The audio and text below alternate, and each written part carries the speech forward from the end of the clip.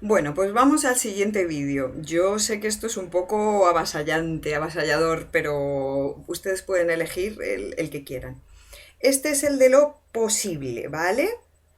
Vamos a analizar un poquito lo posible y lo virtual, ya que hemos visto las magnitudes intensivas y extensivas. Vamos a ver ahora cómo se declina, o sí, cómo se declina con el clinamen en lo posible y lo virtual, ¿vale?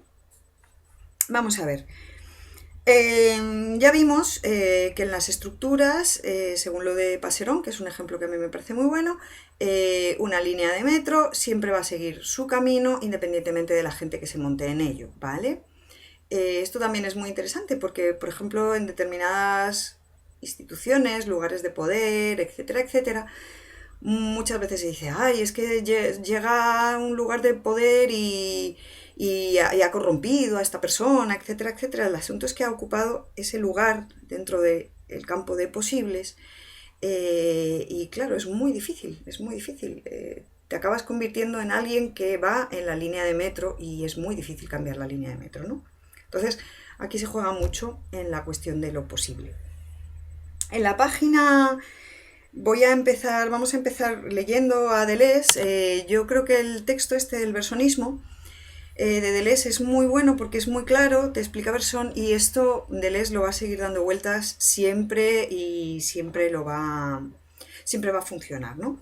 Aquí tiene una definición de posible que a mí me gusta mucho y que quiero que podamos juntar a la de las magnitudes extensivas, por lo que ahora veremos, y esto tiene que ver con dos cosas, ¿no? Como ya he recordado en el anterior vídeo, ¿no? En el que Deleuze pida siempre que para minorizar algo haya que agotar los posibles, agotar ese campo de la posibilidad, ir casi como drenando las aguas subterráneas que había en la tierra extensa a la platónica, drenándola para llevarla a otros sitios, para que crezcan otras florecitas y dejar ese secarral seco, esa cosa como secarral, podríamos decir, para que puedan pasar otras cosas, ¿no? Por eso también tiene todo esto de la sustracción, del irse a un lado, del pintarlo todo de rosa para devenir imperceptible, etcétera, etcétera, ¿no? Todas estas cosas van en una misma línea, podríamos decir, ¿no? Les leo, Versonismo es la página 13-14 de la edición de cátedra, ¿vale? Dice, es una regla complementaria, ¿no? Dice, los falsos problemas son de dos tipos. Problemas inexistentes que se definen por el hecho de que sus términos implican una confusión del más y el menos. Este es el que nos va a interesar. Y luego están los problemas más mal planteados, que se definen por el hecho de que sus términos representan mixtos mal analizados. Ahí va a meter también la cuestión, en los mixtos mal analizados, la cuestión de la extensión y la intensión, pero bueno, ahí es ambiguo porque va a poner la extensión del lado del espacio y la intensión del lado del tiempo, siguiendo a Bergson, pero aclara, en cierto modo, que cuando Bergson reconsidere la cuestión espacial, vamos a ver que hay intensivo y extensivo en el tiempo y en el espacio. La diferencia entre extensivo e intensivo en Deleuze, en lógica del sentido, por ejemplo, que tiene que ver con el tiempo, es la diferencia entre cronos, que sería extensivo, y aion, que es el intensivo. En las extensivas tendría que ver una diferencia, se lo voy a poner en dos, pero en realidad siempre hay cuatro términos. En el tiempo hay cuatro y en el espacio hay otros cuatro.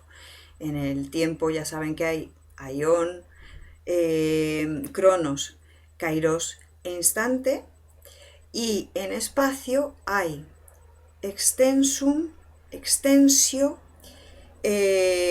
qualitas y spatium, ¿vale?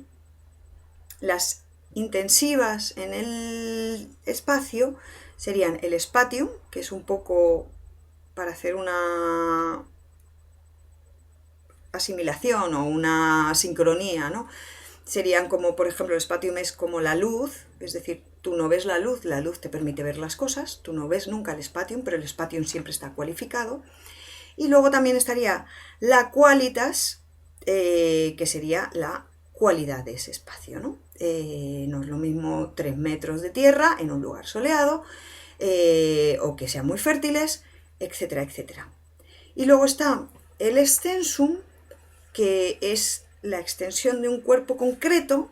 En Descartes, esto hay un artículo de Gerould que se llama El punto en Leibniz, que es impresionante, y que Deleuze lo retoma todo de ahí. Y el extensum es lo que ocupa un cuerpo concreto. ¿Qué pasa? Que ahí se juntan la extensión y la intensidad, porque es un cuerpo concreto, ¿vale? Pero ya hay una extensión, ¿no? Y la extensio sería lo extensivo, que es a lo que prácticamente Descartes reduce toda la res extensa, ¿no? Hay un fragmento de Spinoza brutal de la Ética donde viene a decir que, bueno, que la extensión es todo menos extensio en último término, ¿no? Pero ahí ya ven que tanto el espacio como el tiempo se pueden leer. Esto se lo digo para si se ponen a leer el versonismo, para que vean que hay más complejidad.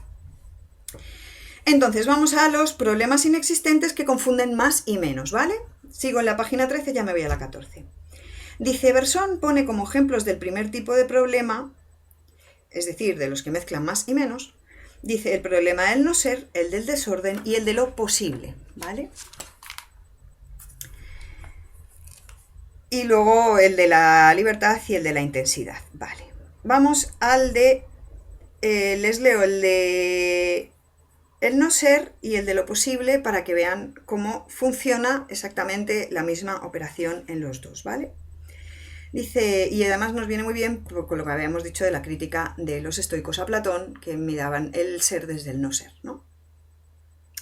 Dice, en la idea de no ser, en efecto, está la idea de ser más una operación lógica de negación generalizada, más el motivo psicológico particular de esta operación. Cuando un ser no responde a lo que esperábamos, lo tomamos solamente como falta o ausencia de aquello que nos interesa. En la idea de desorden ya está la idea de orden, más su negación, más el motivo de esta negación, cuando nos encontramos con un orden que no es aquel que nosotros esperábamos. ¿Ok? Ahora vamos a lo posible. En la idea de posible hay más que en la idea de real, pues lo posible no es más que lo real, junto con un acto del espíritu que arroja su imagen al pasado una vez que se ha producido. Y el motivo de este acto, cuando confundimos el surgimiento de una realidad en el universo con una sucesión de estados en un sistema cerrado. Sigue Deleuze. Cuando nos preguntamos por qué algo más bien que nada, o por qué el orden más bien que el desorden, o por qué esto más bien que aquello que era igualmente posible, caemos en el mismo vicio. Tomamos el más por el menos y hacemos como si el no ser existiera antes que el ser, el desorden antes que el orden, lo posible antes que lo existente. Como si el ser viniera a llenar un vacío, el orden a organizar un desorden previo, lo real a realizar una posibilidad primordial. ¿Vale? Lo voy a dejar aquí, el texto ya han visto que es súper bonito. Entonces, ¿qué tenemos? Vamos a ver, tenemos que en lo posible hay un falso problema porque se meten un más. Es decir, el posible es una abstracción. ¿Qué pensamos? Cuando algo ocurre, yo agarro un boli, pensamos, vale, pero ahora que yo he agarrado el boli, pensamos y ponemos hacia atrás, pero podría no haberlo agarrado, el boli podría estar en otro lado, el boli podría no existir, yo podría no existir, etcétera, etcétera. ¿Pero qué hemos hecho? Hemos sacado una cadena gigantesca, una extensión, un terreno, inventándonos, a partir de algo que es real, que ha ocurrido, inventándonos miles de posibilidades que no habría. Esto es una enfermedad muy grave para Occidente, sobre todo. ¿Por qué? Porque me imagino que les habrá pasado 1000 veces que cuando ponen una canción, por ejemplo, dicen, ay, podría estar escuchando otra y otra y otra y otra y otra. O, por ejemplo, pues cuando empiezan una relación con alguien, ay, podría haberme liado con esta. Son abstracciones de algo real que se ha ocurrido, ¿vale? Un segundito, ahora sigo, ¿vale?